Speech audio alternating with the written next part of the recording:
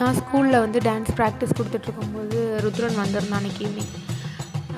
சும்மா அவங்களுக்கு வந்துட்டு கீழே நான் ப்ராக்டிஸ் சொல்லிகிட்டு இருந்தேன் ஸ்டெப்ஸ் எப்படின்னு சொல்லிட்டு.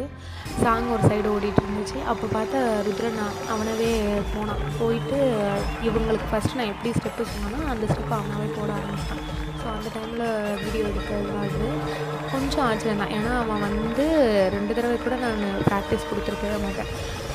இப்படி தான் பண்ணணும் அப்படி தான் பண்ணணும்னு சும்மா சிம்பிளாக சொன்னது தான் அடுத்தடுத்து அவனாவே பார்த்துட்டு ஆட ஆரம்பிச்சது. அப்புறம் கூட ஒரு பொண்ணு வந்துட்டு ஸ்டிக்கை வச்சு சொல்லி கொடுத்துட்டு இருந்தா, இப்படி பண்ண அப்படி பண்ண அப்படின்னு சொல்லிட்டு. அதே மாதிரியே திரும்ப அவனும் எடுத்தான். ரொம்ப நான் இப்போ வீடியோ போடுறதில்ல. ஏன்னா ரொம்ப எனக்கு ஆஃபீஸ் டைமும் நைட்டு 8 o'clock கிட்ட தான் நான் வருவேன் வீட்டுக்கு. அதனால் அவனோட வீடியோஸ் நிறையா இருக்குது. ஆனால் இப்போ போஸ்ட் பண்ணுறதுக்கு எனக்கு ரொம்ப டைம் இல்லை.